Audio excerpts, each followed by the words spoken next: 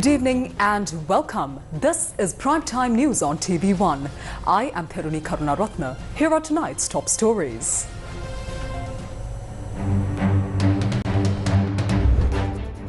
Discussions ongoing to further reduce US tariff rates, President says while meeting export sector stakeholders. Study launched on sectors impacted by tariff imposed. Special Board of Investment program to coordinate relief measures. Tense situation arises between Baunia police and locals. Police fire warning shots to control situation.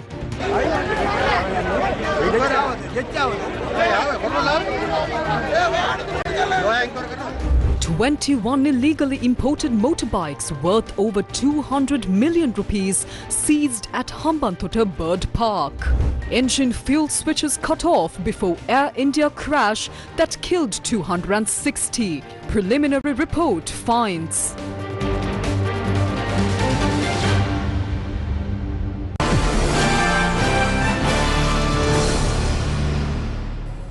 In your top story for tonight, President Anurukumara Dissanayake says that following negotiations with the United States, the reciprocal tariff rate has been reduced from 44% to 30%.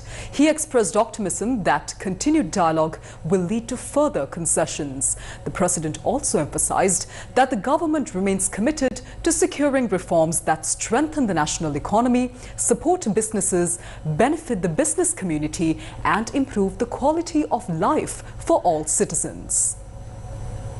High-level discussion was held today under the patronage of President Anurukumara Dissanayake with key stakeholders from the export industry.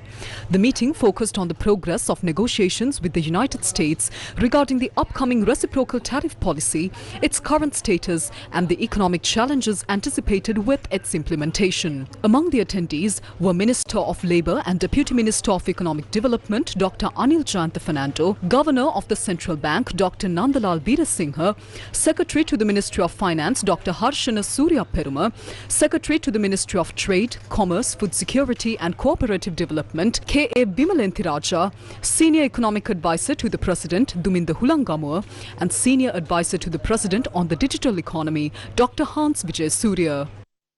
Also in attendance were representatives from leading institutions in the export sector, including Chairman of the Sri Lanka Exports Development Board Mangala Vijay Singha, Chairman of the Board of Investment Arjuna Herath, Chairman of the International Chamber of Commerce Shanil Fernando, Chairman of the Tea Exporters Association Huzefa Akbar Ali and CEO of the Brandix Group Ashraf Omar.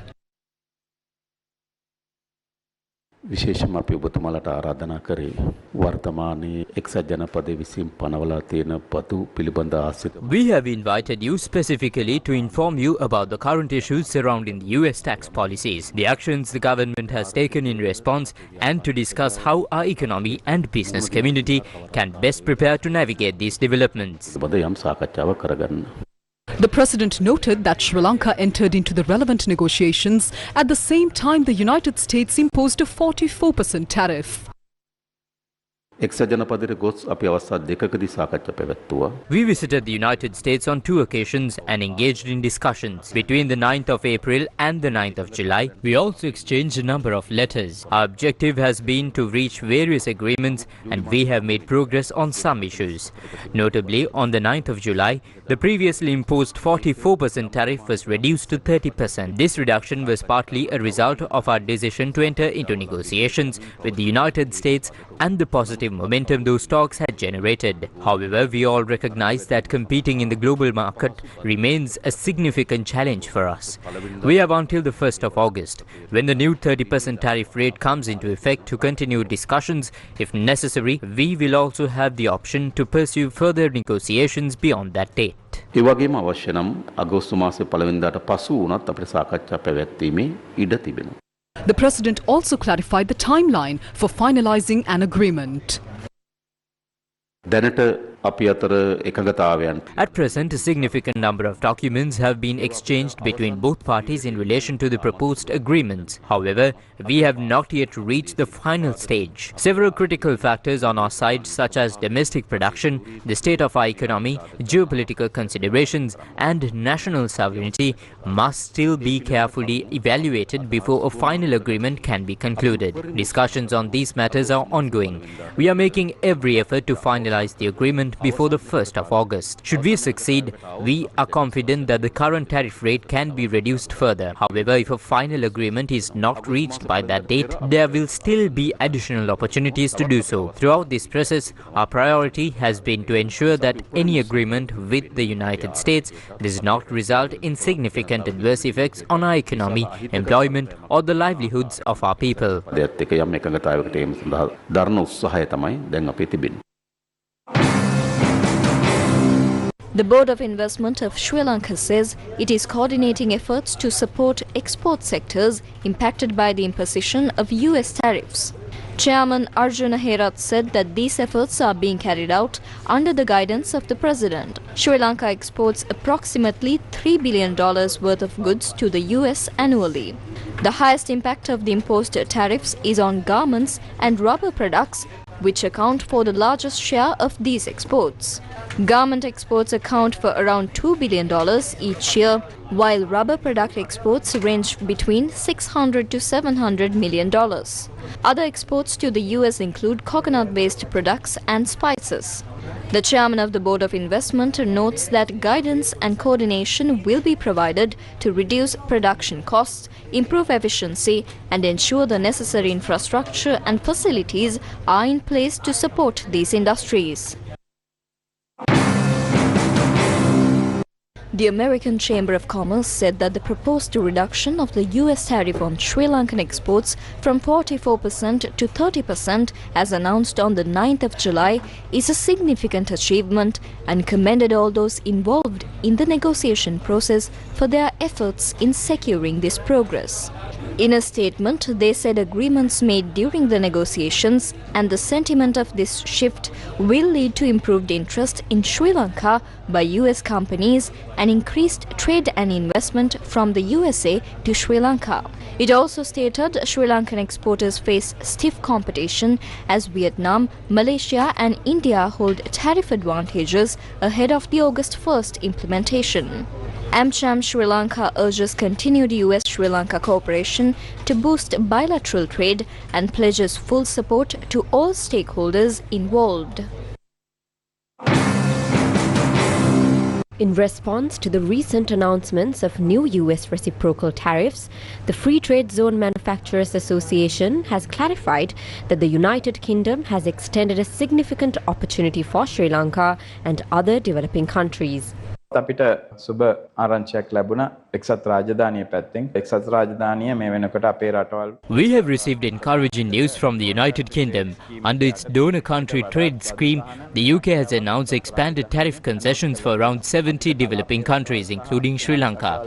What's especially beneficial is that we are allowed to source raw materials from any region or country and still export finished products to the UK under Sri Lanka's name. And those exports will be eligible for duty-free access. Starting from the beginning of next year, we will be able to export 100% duty-free to the United Kingdom. This is particularly important given that around 60% of our apparel exports go to the United Kingdom, while approximately 40% are sent to the United States. In light of emerging tariff challenges, especially from the US, this move by the UK presents a positive and timely alternative for the future of our apparel sector. It gives us an opportunity to not only maintain but also expand and add value to exports. If we are faced with threats or uncertainty from one market, we must actively seek out viable alternatives.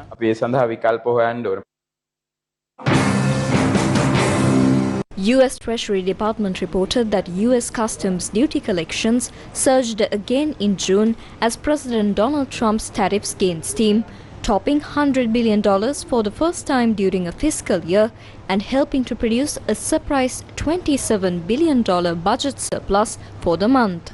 The budget data showed that tariffs are starting to build into a significant revenue contributor for the federal government, with customs duties in June hitting new records, quadrupling to $27.2 billion on a gross basis and $26.6 billion on a net basis after refunds. Hard-hitting tariffs announced by United States President Donald Trump have triggered global alarm and retaliatory threats from key allies. But Senior General Min Aung Hlaing, head of the military that seized power in Myanmar in 2021 after ousting a democratically elected government, said it was he who had the honor of receiving Trump's letter sent on Monday announcing new tariffs.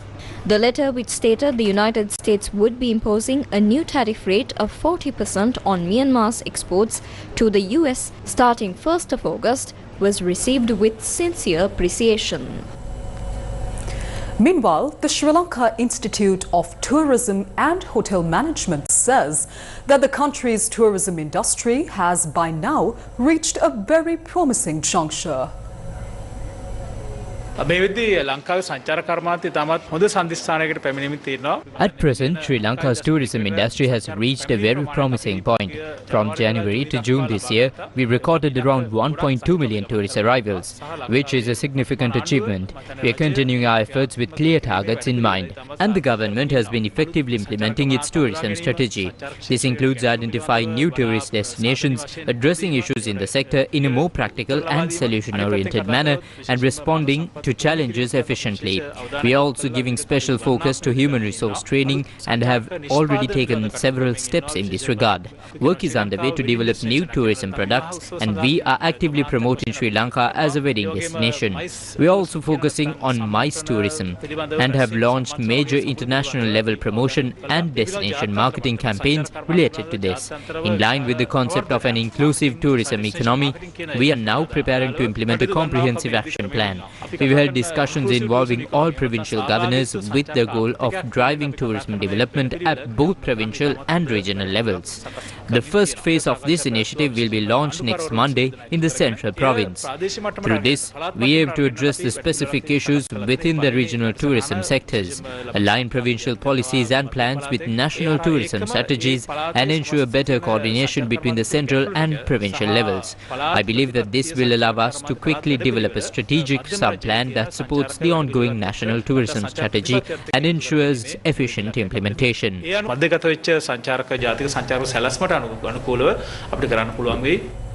The White House has nominated Eric Meyer as the next US ambassador to Sri Lanka.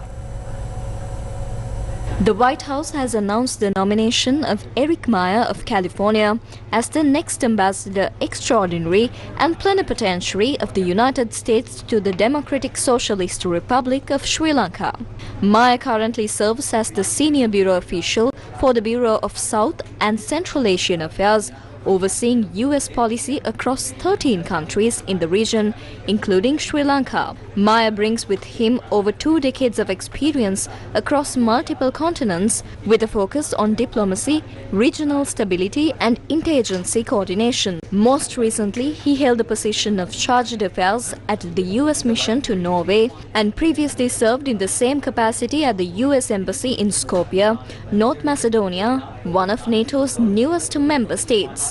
His diplomatic record includes leadership roles as Consul General in Almaty, Kazakhstan, where he represented US interests and led operations at the only US consulate in Central Asia, as well as Consul General in Phnom Penh, Cambodia, frequently serving as acting deputy chief of mission. Earlier assignments include postings in Finland, Argentina, Egypt and Cairo in capacities such as consul, vice consul and cultural affairs officer. In Washington, he has served in key roles such as special assistant and senior advisor in the Bureau of South and Central Asian Affairs and as an advisor in the Bureau of Oceans and International Environmental and Scientific Affairs during the US chairmanship of the Arctic Council. Before joining the State Department, Meyer worked in corporate sales and government relations in the airline industry. He holds a degree in political science from the University of California, Berkeley, and an MBA from Georgetown University. Meyer is fluent in Danish, French, Khmer, Russian and Spanish, and is a recipient of multiple Superior and Meritorious Honor Awards from the US Department of State. If confirmed, Maya will represent the US government in Sri Lanka, taking on a key diplomatic role in strengthening bilateral relations between the two nations. News First with the people. On to a headline-making news item this evening. It has now emerged that the fuel control switches were in the off position prior to the Air India crash in Ahmedabad, which claimed the lives of over 260 people. Now, this revelation, detailed in the initial investigation report that was released 30 days after the incident, has sparked intense debate over whether the crash may have been intentionally caused by one of the pilots. Do you remember? The 12th of June, 2025. Location: Ahmedabad Airport, India. Time: 1:38 p.m. It has now been exactly 1 month since the world watched in disbelief as tragedy unfolded in the skies above Ahmedabad. On that day, an Air India flight bound for London's Gatwick Airport took off, only to crash into a nearby hostel housing medical students just 32 seconds later.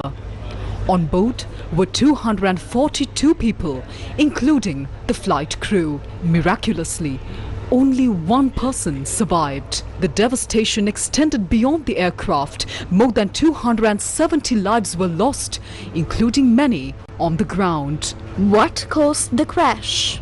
In the aftermath of the crash, speculation ran high, with various theories and opinions circulating widely. However, under international aviation law, the International Civil Aviation Organization requires a preliminary investigation report to be published within 30 days of any air disaster. In line with this regulation, Indian authorities this morning released, for the first time, a 15-page preliminary report shedding light on the circumstances surrounding the tragic incident.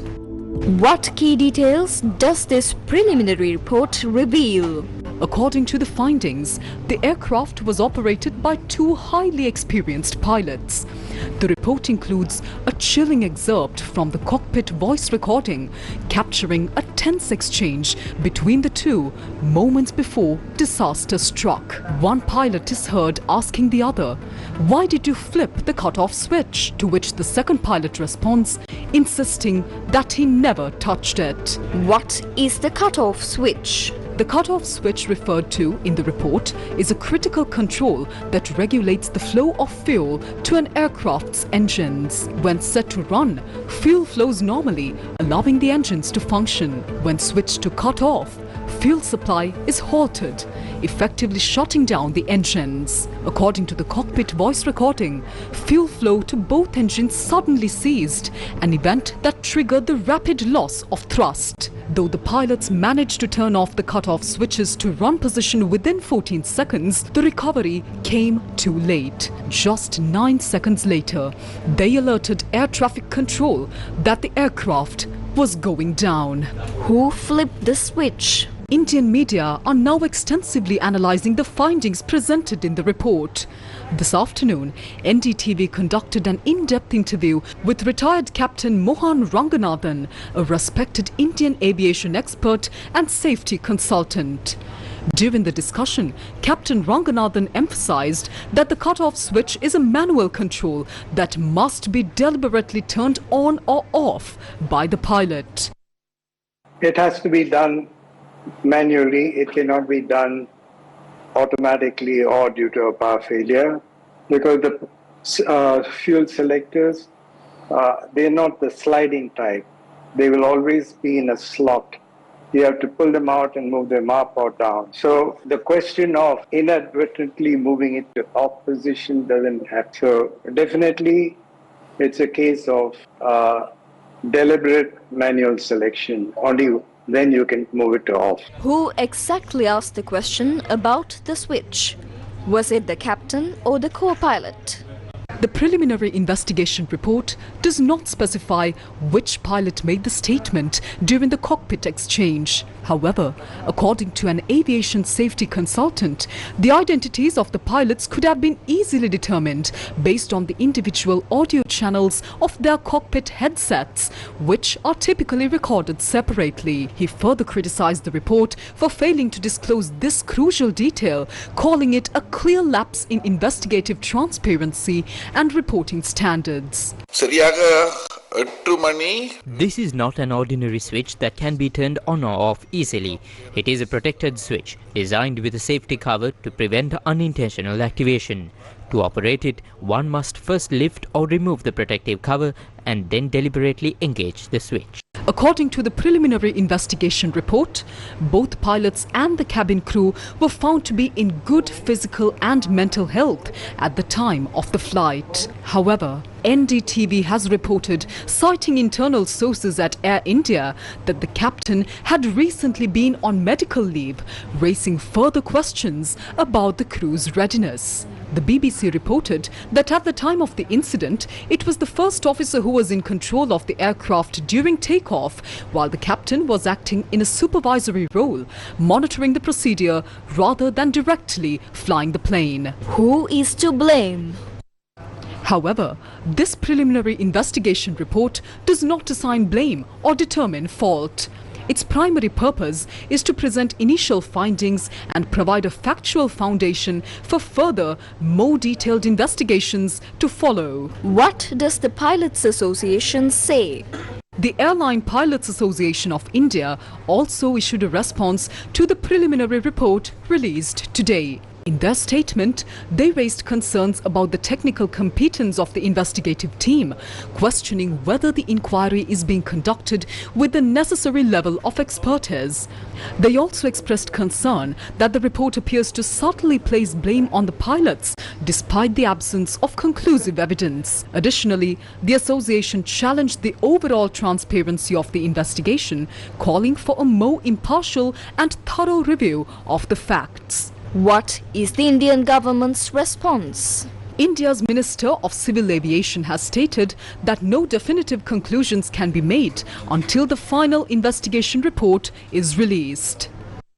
90% of women are harassed, and women and girls are harassed in public transport in our buses and trains. That's a very alarming number. It's alarming, but to many women it's 100%. A lot of women say going to office and coming back and the harassment in buses is too much. Prioritizing crucial conversations. This is Leaving No One Behind. This Sunday at 8 p.m. on TV1.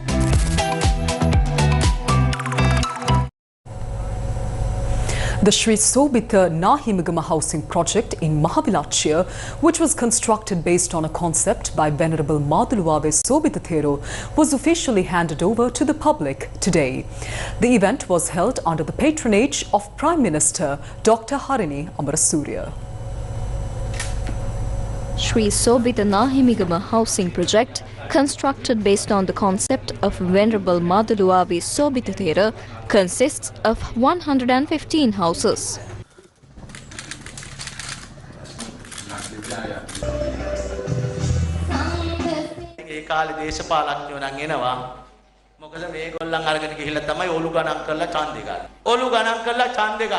Politicians come and say things because they count votes by taking people along. They count votes and win, so politicians understand this very well. But even after realizing this, they haven't helped us in any way. Therefore, I urge our Prime Minister to pay special attention to what I'm saying, not for me, but for the people of the villages. The Mahavilachia division needs tanks to be built, irrigation canals to bring water to the tanks, and wealth for agriculture. These are the main needs of Mahavilachia.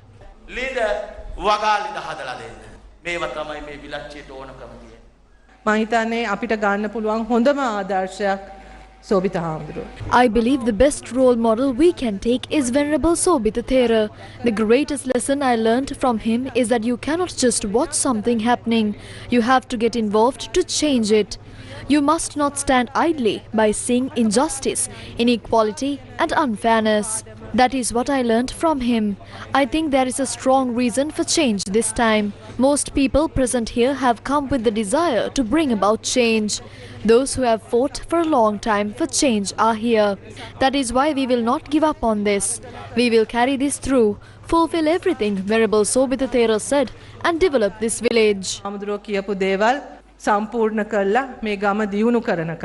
The gracious presence at the event of Honorable Prime Minister of Sri Lanka, Dr. Amar Surya, is a testament to the deep, abiding and special nature of the India-Sri Lanka friendship and our shared commitment to the welfare of our people.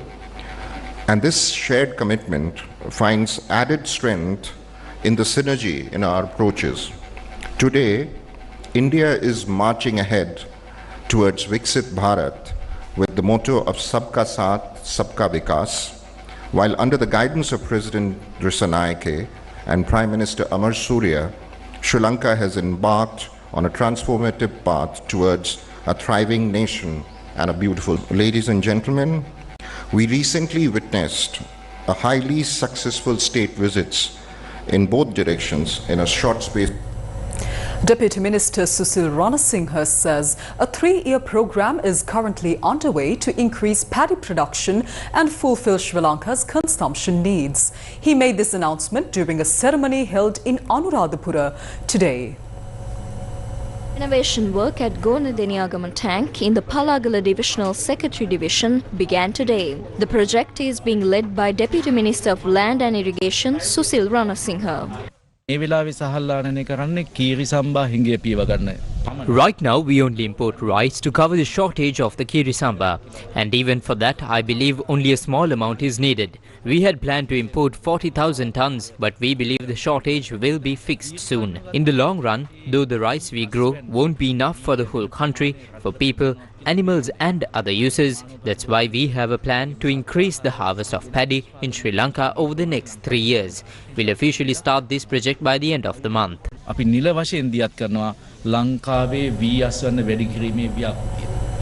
A tense situation broke out between police and residents near a liquor store in Kumankulam, Vaunia.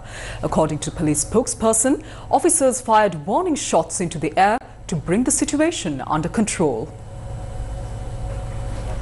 2 Nellukkulam police officers were on patrol last night when they received a report about an individual who had fallen drunk near the Kumankulam tavern.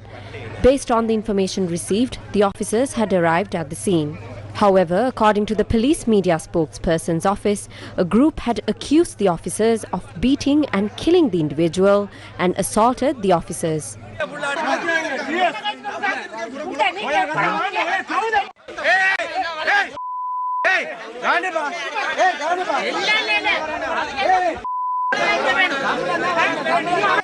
The police motorcycle was severely damaged and both officers sustained injuries.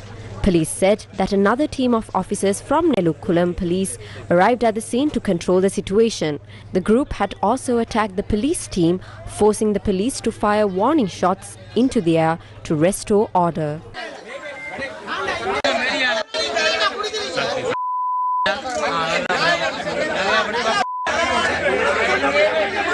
A police jeep was also damaged in the attack. Later, the police special task force were called to the scene, and when the police tried to take the body of the deceased to the hospital, the residents had obstructed it.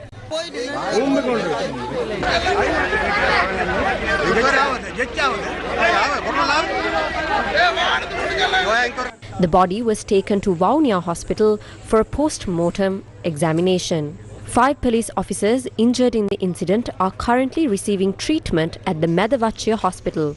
Police confirmed that investigations are ongoing to apprehend those responsible. The deceased is a 58-year-old resident of the Kumankulam in Vaunia. The acting magistrate of Vaunia arrived this morning to conduct a magisterial inquiry.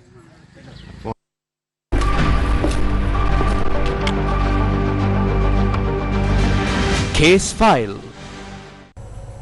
21 illegally imported motorbikes, including 8 luxury Harley-Davidson bikes and 4 tricycles, have been discovered inside a warehouse at the Hambantota Bird Park. that officers from the Central Anti-Corruption Task Force conducted the raid and seized the motorcycles today based on a tip-off received by the Acting Inspector General of Police. It was further revealed that a single Harley-Davidson motorcycle can fetch over 15 million rupees in the local market. The total value of all seized motorcycles exceeds 200 million rupees. The manager of the bird park and the warehouse supervisor have been arrested in connection with the incident. Additionally, police also discovered a stock of cannabis plants cultivated within the premises of the bird park during the investigations. Further investigations are also underway regarding the ownership of the bird park.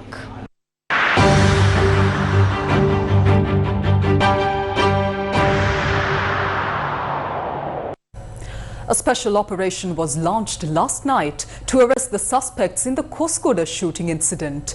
The operation was a joint effort between the police and the tri-forces. A young man injured in a shooting near the Koskoda junction around 6:15 yesterday evening is currently receiving treatment at the Balapitia Base Hospital.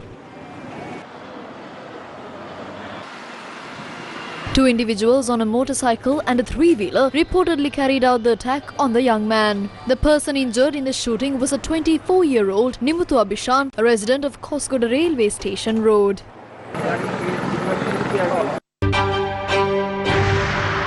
A suspect who allegedly assisted in the killing of organised criminal figure Amiyopol in Batuwatta Ragama has been arrested. Police said the suspect is a 45-year-old resident of Ganemulla. He was taken into custody during a raid carried out along Podivi Kumara Road in Ragama while in possession of 100 grams and 50 milligrams of heroin. On the night of the 3rd of July at about 10:30 p.m, Amyupul, aged 45, was shot and killed by two individuals who arrived in a three-wheeler near his residence.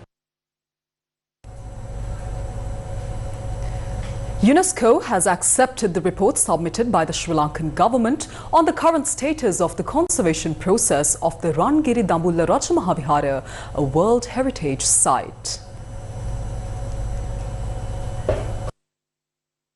The report for the UNESCO annual conference held in Paris, France, was presented by W.P. Senadira, Secretary to the Ministry of Buddha Sasana, Religious and Cultural Affairs, along with Dr. Nilan Kure, Director General of the Central Cultural Fund. In recent times, certain constructions at the Rangiri Dambulla Rajamahavihara drew criticism for allegedly damaging the site's archaeological and scientific value. In response, the UNESCO World Heritage Committee informed the government that such constructions should be removed in order to preserve the site's historical and scientific significance.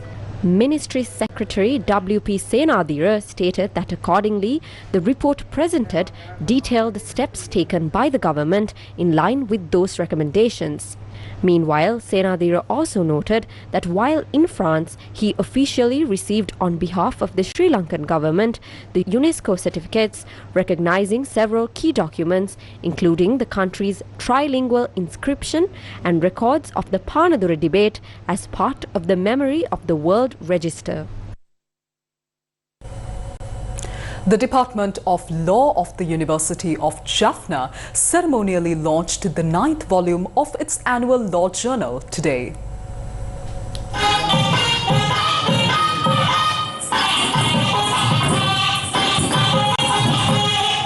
The Department of Law of the University of Jaffna, along with the editorial board of the Law Students Society 2024-2025, launched the 9th volume of their annual law journal, Needham, today. We are living in an area where the law is being tested by new forces, technology that outpaces regulation, climate change that demands global cooperation, constitutional questions that shake the foundations of governance, and social movements that compel us to confront long-standing injustices. The questions you will face as future lawyers will rarely have simple answers. The landscape you are preparing to enter is not one where you will find a neatly written rule for every situation.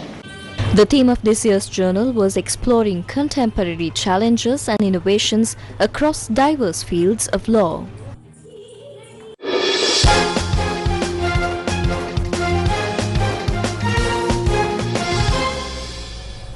The second T20 International between hosts Sri Lanka and Bangladesh will be played tomorrow at the Ranasingh International Cricket Stadium.